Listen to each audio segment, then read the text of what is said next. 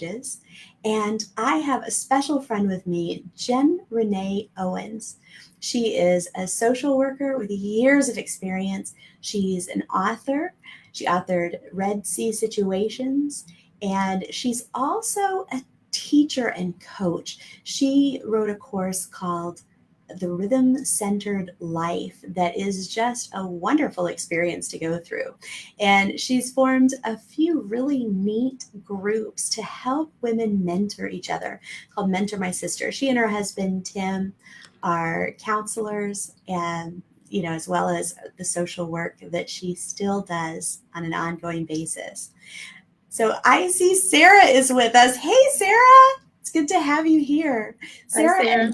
Sarah and Jennifer actually both wrote chapters in the book Option Ocean, which came out last year. And the perspective that they added to that book was just beautiful to behold. I love, Jennifer, your psalmistry chapter where you just talked about, well, you just worshiped God, but you also did a lot of reflection, and it was the perfect ending to Option Ocean.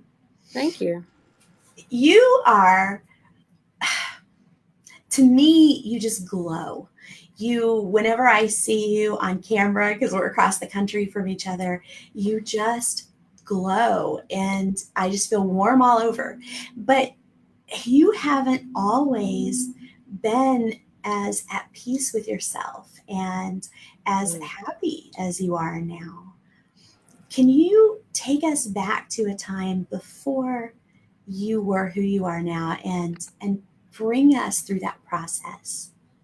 Yeah. So, um, who I was before, wow, I think that was part of the problem that I didn't know who I was. And I was a person who didn't have a really solid identity.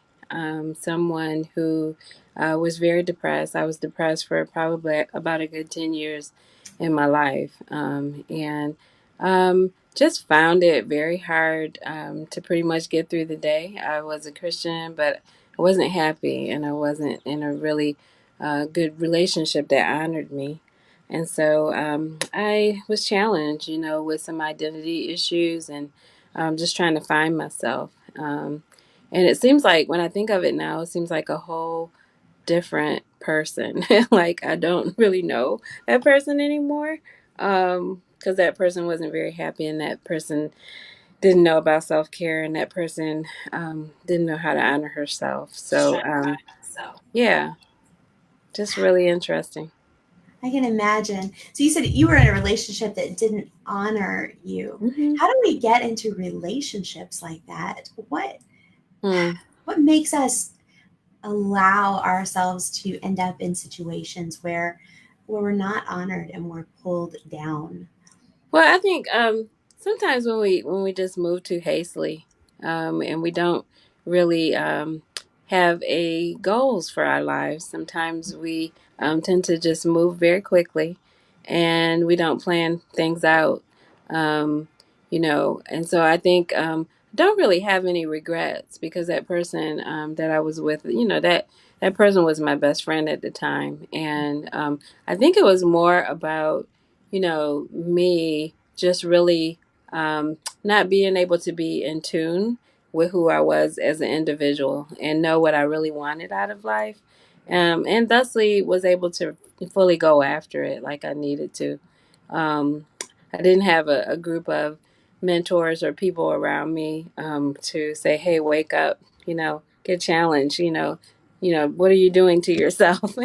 And I think as I grew up, I was very decisive as I grew older about having those kind of people around me who made me happy and who were able to, just help me make good decisions about my life. And I wanted to be a leader.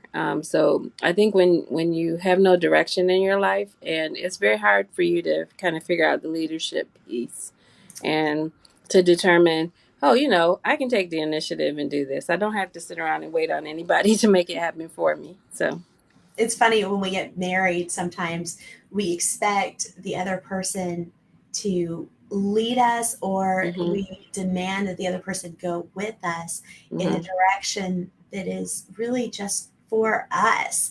We Mhm. each have our own lives to live, even when we're partners. Yeah, definitely. Yeah. So you found yourself, you actually were accomplishing quite a bit. You taught a college class on social work and you were doing social work, but you weren't happy.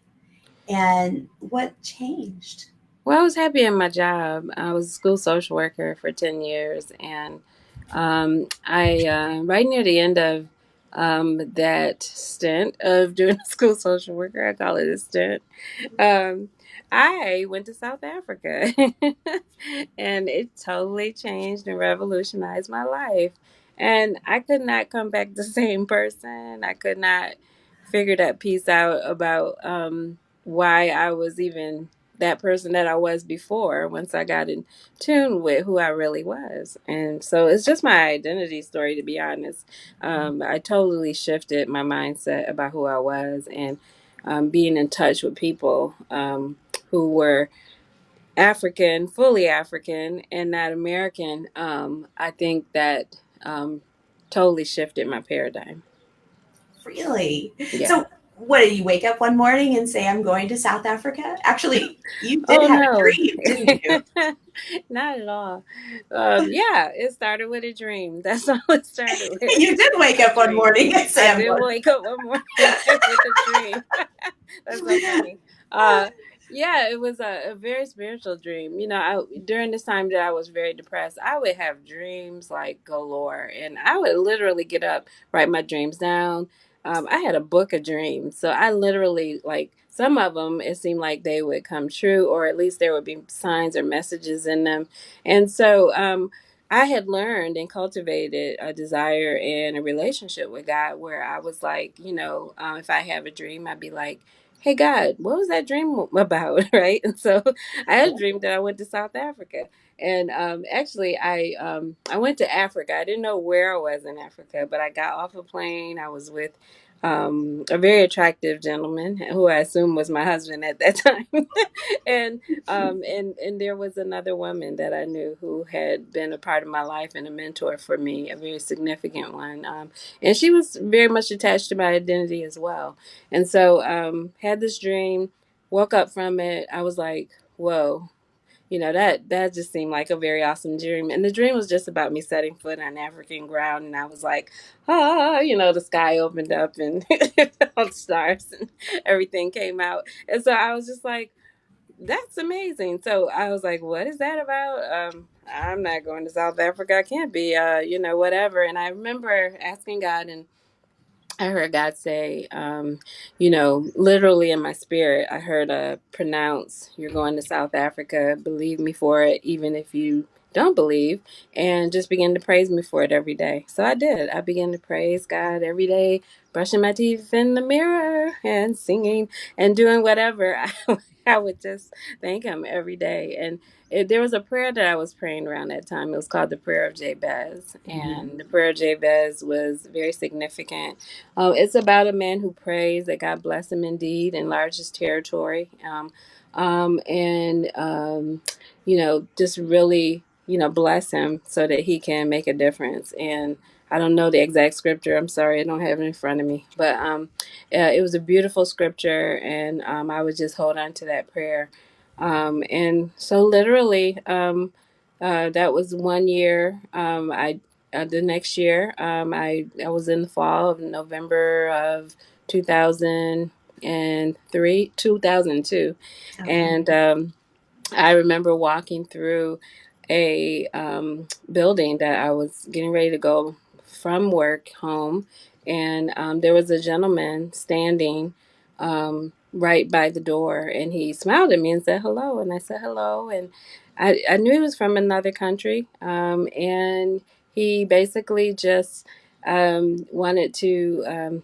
Um, I didn't even really pay attention to him, so I walked past him, got in my, about to get in my car, and I heard turn around and go back inside, and I was like, oh my goodness, like who and why and what. So I thought I was helping somebody else that I had previously helped, like a couple minutes prior to that. But as soon as I got in the lobby, I heard God say while I'm waiting for the elevator, I heard him say hello to that gentleman, and so I did, and I said hello. My name is Jennifer, and I had a different last name at the time, and introduced myself, and very brief conversation. And he told me he was from South Africa. He was here to, here was Syracuse, New York at the time, and where I was living. And he said he was there to um, really bless children and, just find good people for the kids to hear and see and know. And sure enough, I told him, I can't talk very much. I think I was headed somewhere else. He wanted to meet again with me though, and I gave him my business card. But I had to walk to my car first to get it, and so I I I remember giving him the card, and he said, "Hello." He said, "So what's your name?" And I told him Jennifer, and he said, "Well, my name is Karabo." And I said, "Well, what does Karabo mean?" And he said, "Karabo means answer." And I literally like went, "Oh my God! Like, is this the South Africa thing, or this is the African thing?" And I was like, "Nah, nah." So I kind of brushed it off, and it wasn't until I met him the next night that we started talking. And he's like, "I want you to come to South Africa. This is how we're going to do it." It's almost like he had a plan. And I was like, I don't know this man from anybody else. So I just began to tell him, I don't know if I can do this. And Right? sure enough, that's when I got stopped again. And I just really strongly felt the Spirit of God say, tell him to give you 6 months. And 6 months later, I did a lot in those 6 months, but 6 months later, I literally was on African soil. Wow. Yeah. So if some stranger comes up and starts talking about, the vacation of your dreams or something like that, I mean, your first instinct is to go, yeah, okay, whatever. But God prepared you. Yeah, I was a little. God, you already had the relationship with God where He could send you a dream and let you Hmm. know ahead of time, hey, this Hmm. is coming. Because otherwise, you might have, had the Oh, conversation, yeah. gotten excited, gone home, and gone, yeah, I can't ever do this because I live No. here in this life, you know, Yeah. because God had prepared you and you had responded by singing praises while you're brushing your teeth, right? Then you Yeah. were already on the way to receiving what He sent you. I Yeah. love And that. yeah, and I just recently watched this podcast about it was called Lead Stories. Joe Saxon is one of the leaders on it, and they were talking about the gift of desperation. And I really think that that's what happened to me, Christy. That I was really in a desperate place, and all of a sudden, this opportunity presented, and it wasn't like a all of a sudden I wasn't prepared. It was like a all of a sudden, and this is what I've been waiting for my entire life. And at the time, I happened to be in a doctorate class actually at Syracuse University. I was just taking, I think, one credit. And that I got is, I supervise students at the school where I work. And so I'm taking this class, and they're like, make your business plan, totally write it out. At the time, I was working on this vision for a family preservation center, and I had all the details laid out. And so I felt like it was just time for that vision to go bam. And that's exactly what I told him about the next night. He's like, "Can you bring this to South Africa?" And I'm like, I guess so. Let's see what happens, If God says yes, hey, I'm game. Because God prepares us to bless others when Hmm. He's blessing us. Oh, I just Hmm. love it. Yeah. And so you did have to do some things. You Oh yeah. didn't turn him down right then, but you also didn't jump on the No. plane right then. No. What happened over the next 6 months? Well, over those next 6 months, God obviously built my faith 10,000 times more. Yes. But I began to like meet with people who had been to South Africa, talk with others. I stayed in touch with Karabo. Karabo introduced me to a group of women who were actually waiting for me to come, praying for me, and it was just like this is the opportunity of a lifetime. If I could just get the money to go. And at the time, my finances weren't great.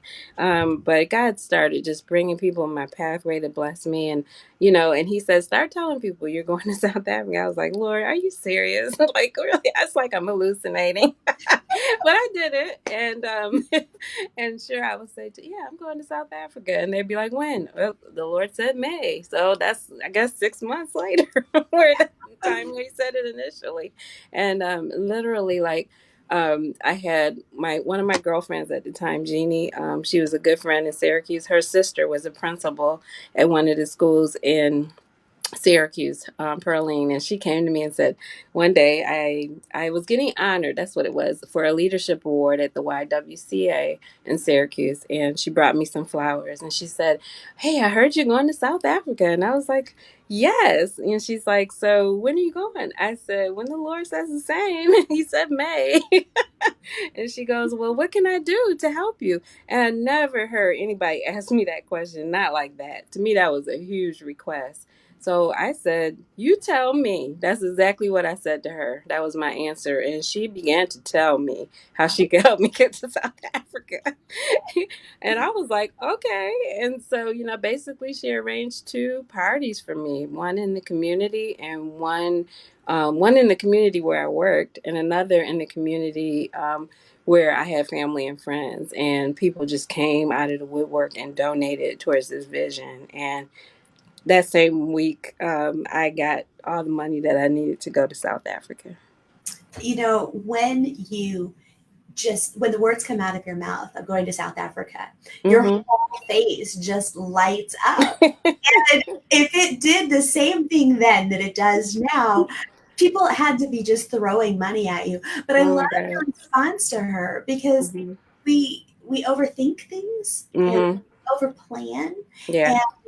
And you gave her the option. And Mm-hmm. sometimes people do more for us than Mm-hmm. we even expect them to do when we give them the option. She said, Yeah. how can I help? And instead of giving her a list or doing what I tend to do sometimes, giving her just this tiny bit because I don't want to overburden somebody, you said, Right. well, what? And two parties that paid for the trip. Yeah. So it was amazing.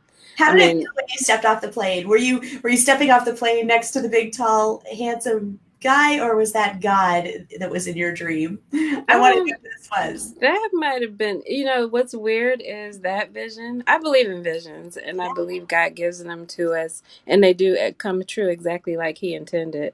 I think sometimes we get in the way of the vision and sometimes it doesn't manifest. So in this particular vision, no, I was the only one that got off that plane. And I went for the first time, but I believe I'm going back. And I believe that that was the second vision that I saw in my dream. But the cool thing about it was when I landed in South Africa, the very first person I saw was Bishop Desmond Tutu, and I literally like I was starstruck. I didn't know what to say to him. He I mean like my friend Karabo brought me over and he goes, look. I'm like, oh my God, yes. And so I just go over and shake his hand, and I don't know what else to say, but I'm just standing there like, oh my God, this has to be a dream. So it literally was a dream, and I think it had to be of that magnitude where it was like, yeah, this is God, totally. But I knew it when I was standing in LaGuardia Airport, and I was about to get on, and it was like, oh my God, this is really happening. Oh my God, like Lord. And I remember saying to him, Lord, if there's ever anything else that you want me to do, hey, I am down. I guess so. And you've actually done quite a bit since then. So obviously you've kept your word. When you were in South Africa, you Hmm. traveled a little bit and Hmm. you got to share the vision that God had given you. I guess tell me a little bit about that. What was it Yeah. that he wanted you to share? Before I got there, he really prepared me, and I think that's what those 6 months were about too. Because I was like, okay, what am I going to do? What am I going to share? And Karabo gave me a good idea of what he did as a ministry there. He was with Catch the Vision Global Mission, and so it was like a mission trip, and he had set up different places for me to go. I did go. to a foster care home for children. I got to sit and pray with them and talk to some of the social workers, find out some of the things that they needed, and tried to give them some information about how to help kids because I was working as a school social worker. And so it was very much centered around my career. I mean, I went to schools and talked to kids. The topic was about living your dreams and fulfilling them. And I was ready. I had a prepared speech, and it was, I think what was so pivotal for me was just to see the eagerness in their eyes and in their spirits. And, to see the hope and the courage that they had. A lot of them were dealing and struggling with suicide. And so it was very prevalent at that time. And there was a lot of different things going on with sexual assaults and stuff with people. And so I just really remember feeling the burden of poverty and all the other things. I went to shanty towns and got to see how they live. And a lot of it was just fully emotional. So I was overcome with emotion, not just from being in Africa alone, but finding out a lot about who I am and the people explaining to me and talking to me about being African. And it felt like I felt like my whole body just get relieved because I had come into contact with the other side of myself. All I knew was American. And so African became real for me. And I was able to identify, oh my God, so this is who I am. And I was so proud. I mean, overcome with emotion. I would start crying at different episodes throughout the day for no reason, just because somebody came and said hello. And the women, they would greet you, and like they didn't, push it on me, but I would see the women greet and like kiss each other on their lips, and I was like, wow, that's a cool friend.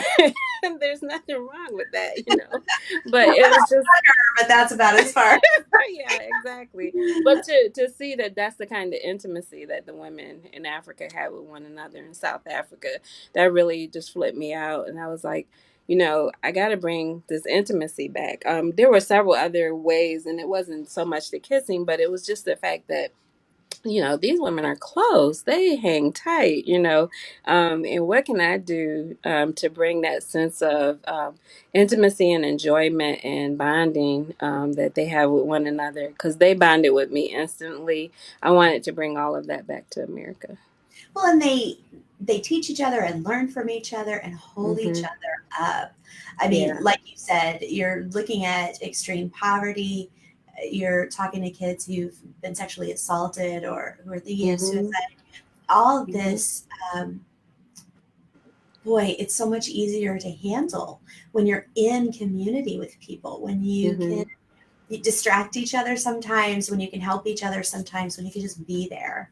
Yeah. And so you actually wanted to carry that back here. And tell Yeah. me about how you have done that. Well, so I didn't really do that. He did. Or, yeah, God um, definitely I was has. just a willing vessel. And so as a vessel, I basically, it was things throughout the trip I think that touched my heart.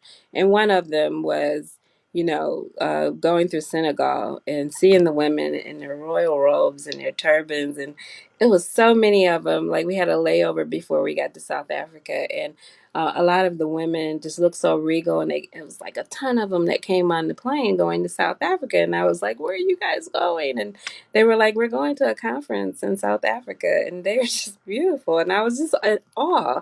I was like, oh my God, this is fully a dream.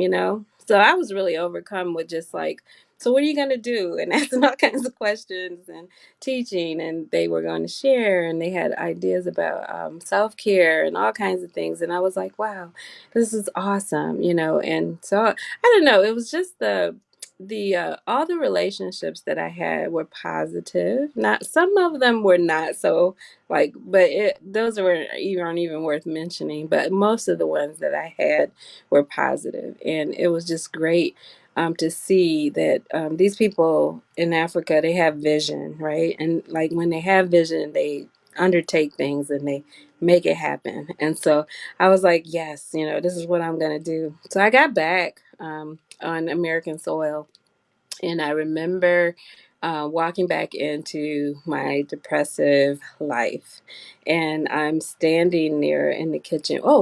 But so I'm sorry, my African name. I I didn't That even just occurred to me too. Yeah. can't tell that story until I tell you my African name. I one of the highlights of South Africa was being named Intabising, and Intabising means make me happy. That actually floored me because I was not in a happy state before I left America. And so when I got to Africa, I totally and completely felt happy. And so that was the perfect name. A 17-year-old girl named Amma gave me that name. And when I got back home, I was like, okay. So I'm standing there with this huge pot about to cook and make dinner. I look at myself in my reflection in the bottom of the pot and I see I am not happy. Wait a minute, this is not in Tabby saying.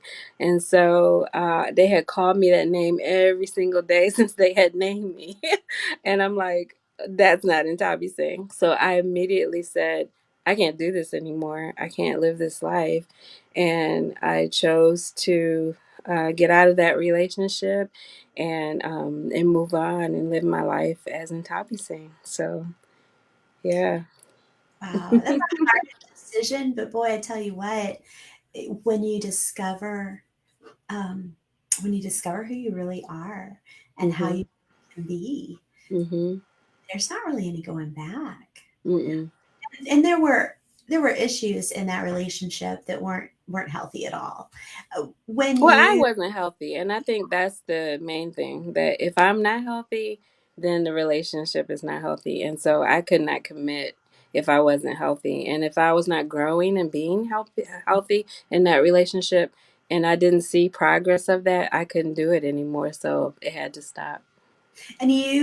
you began um, learning how to build your own health, learning how to. Mhm.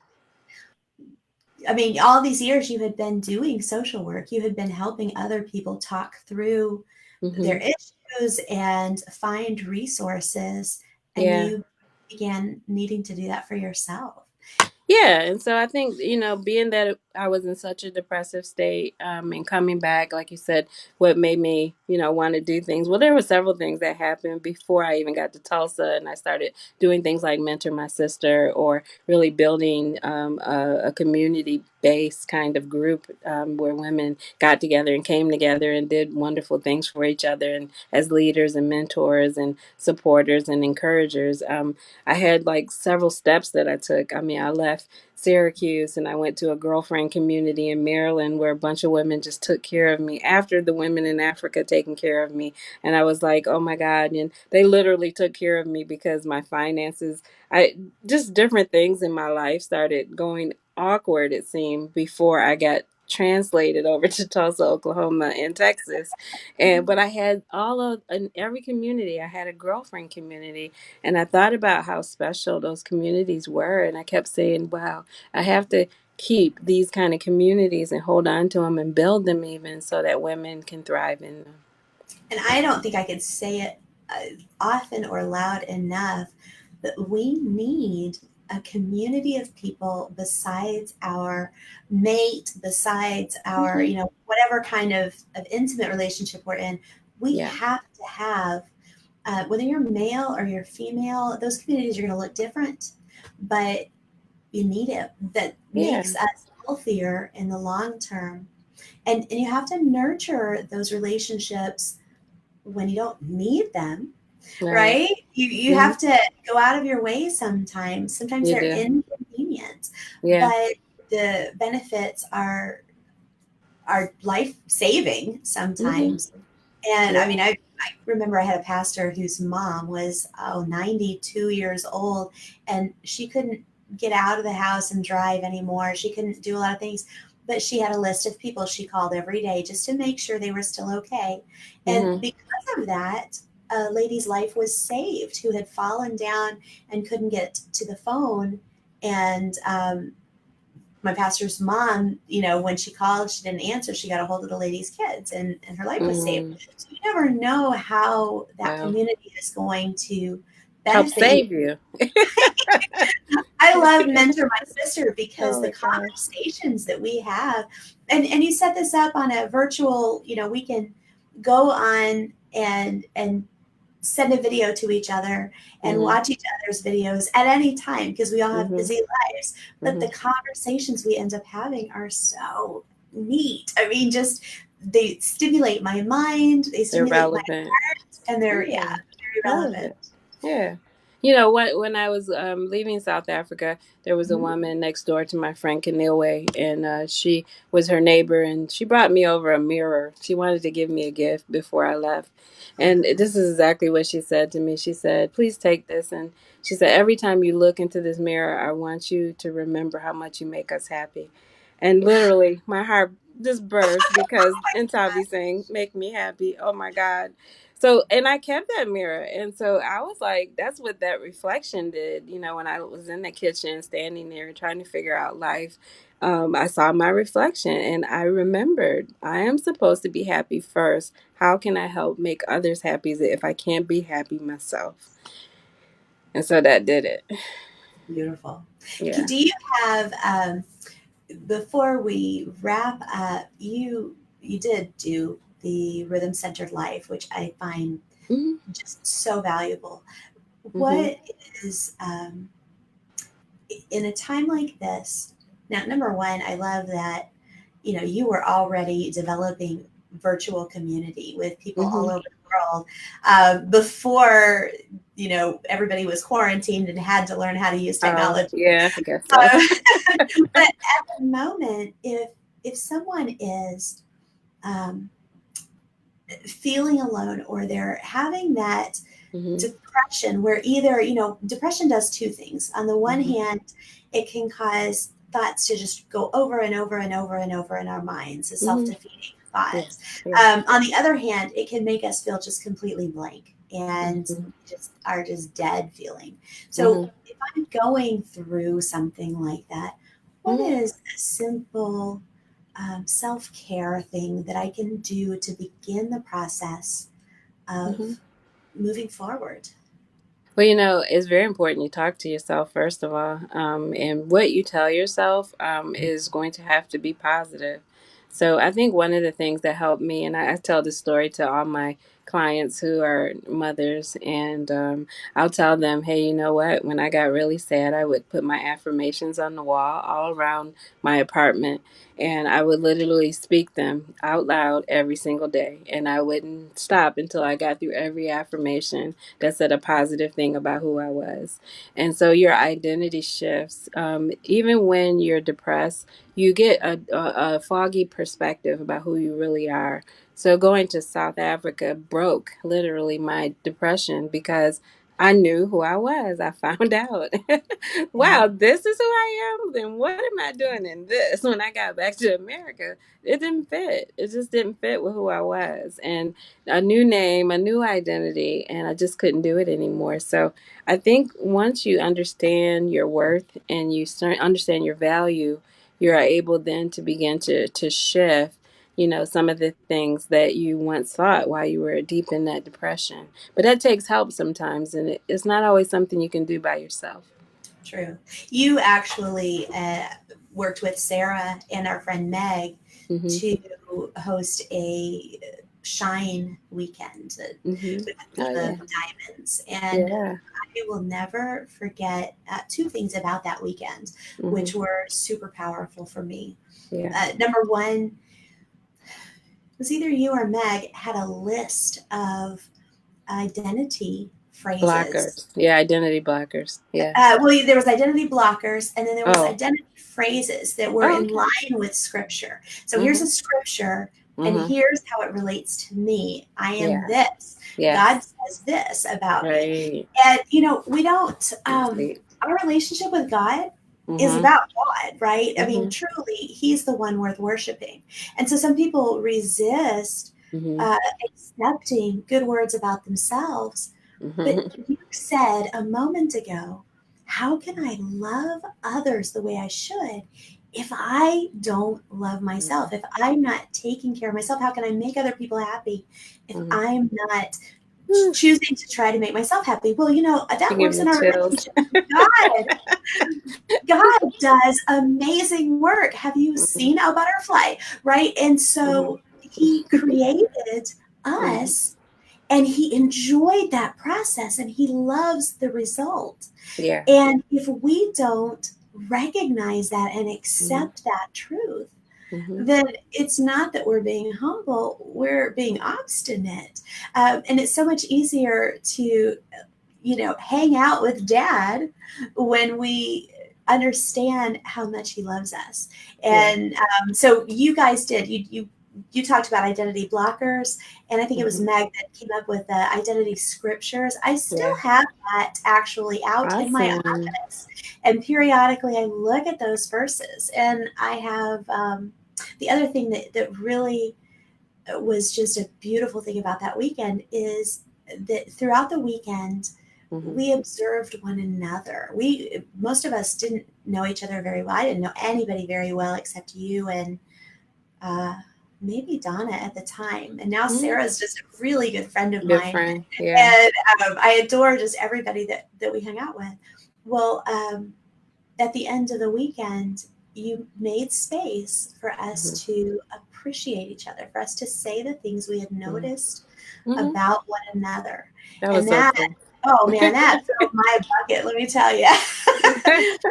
I still have that. I look at it every now and then. So hard. Yes, it Yeah. was such a blessing. Yeah, Mhm. but Sarah says she loved the identity stickers. That was very, Yeah. yeah, So you nice. guys. I do appreciate that you brought back that whole sisterhood feeling. Yeah, I called it diamonds for two reasons. And I don't know how much time we're at, so you just let me know. We'll go But as long as we feel like it. so when I was in South Africa, there was this the De Beers was the name of a family that owned diamond mines, and it was right across the street from shanty towns, and so the most wretched poverty I've ever seen in my life, where people don't even have. A shelter a shelter has all holes in it. And so when it rains, it can rain right into your home. Kids who were teenagers raising their siblings because their parents had died of AIDS and different things like that. So, it was just like, and right across the street as we were leaving, I asked, "What is that? What are they making over there?" And my friend Carabo said, "Those are diamond mines." And I said, "You've got to be kidding me." And so I literally, like, I think I cried. I cried and I cried and I cried. And so one of the things that really happened for me, that my whole shift was around mentality and diamonds and how precious and how worthy I really am. And I was like, if I bring anything back, I'm going to bring back how those women made me feel over there. I literally felt like a queen.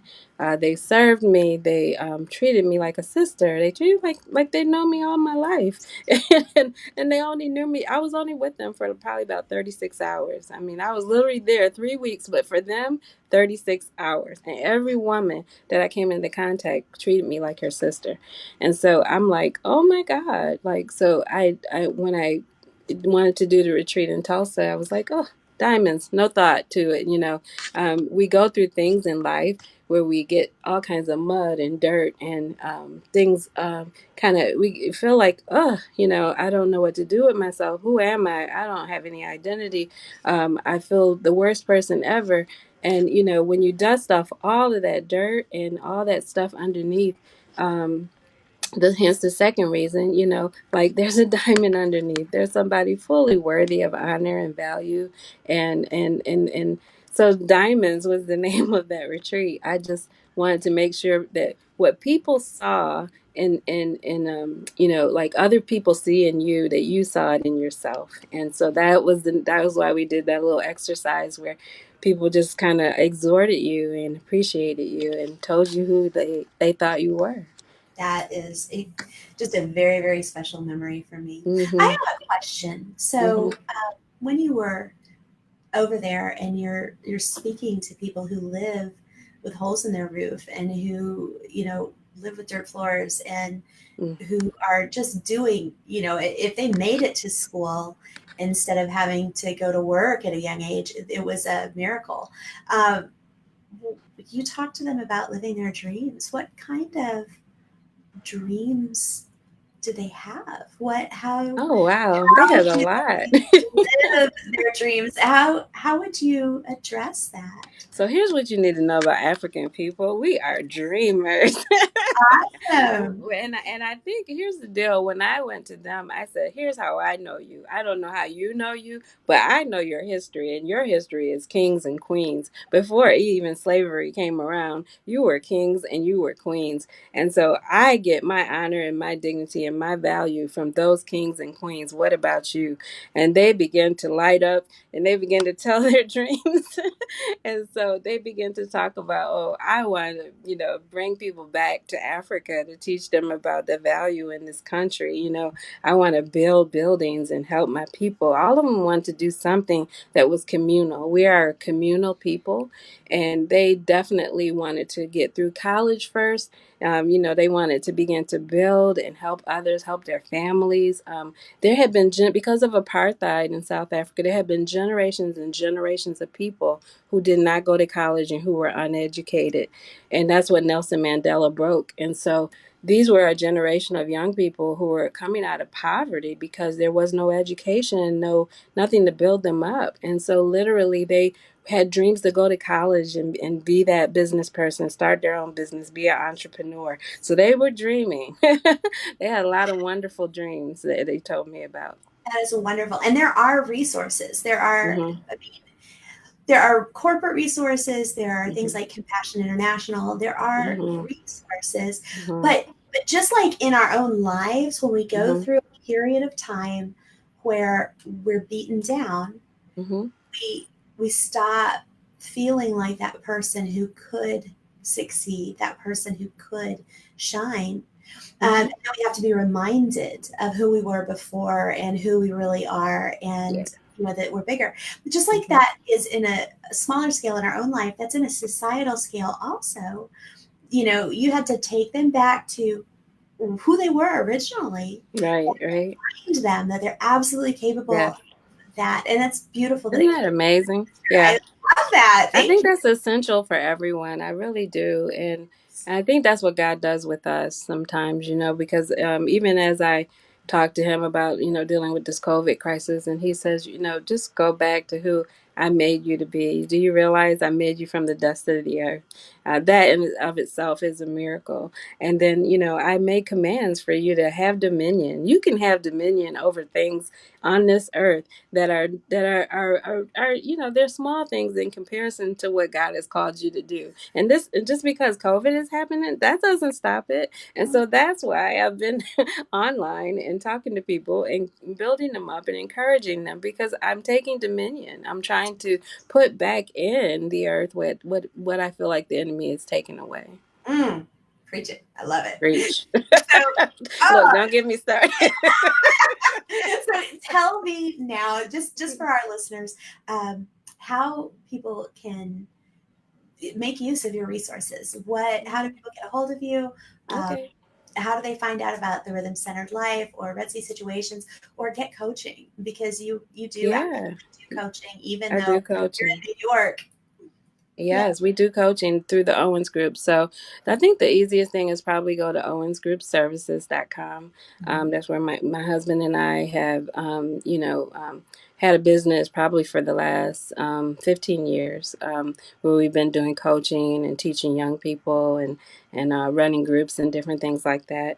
But I'm also I am Jim Renee on Instagram, Mentor My Sister on Instagram.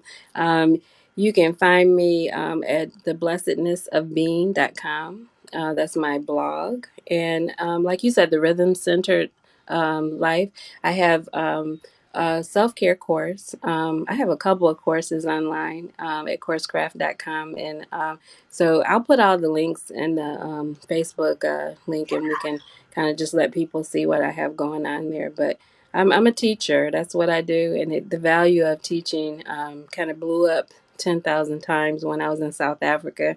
I saw so many teachers, and so just really blessed to meet a people of understanding and depth and of character. And that just made me want to be better at everything that I do. That's so true. And I honestly think of you as a shepherdess. I think of you Thank you. as someone who, Oh.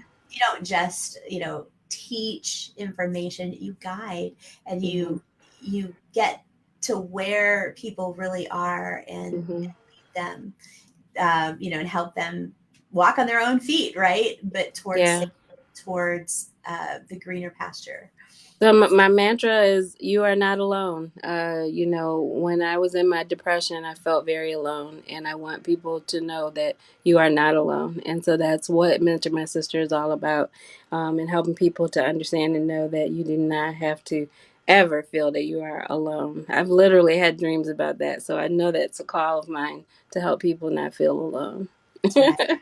Well, thank Yeah. you so much for sharing your story today. Aw. Yeah, God bless you. And Miss Sarah, you. thank you for joining us. We Yeah, missed you. thank you. All right. We'll have to see each other soon. Thank you, God, Christy. I appreciate the time. Bye bye. Have a good one. can't find the off button. I think we'll have to talk all day. Oh Bye my goodness, it bye. really has disappeared. Oh, there it is. God bless you.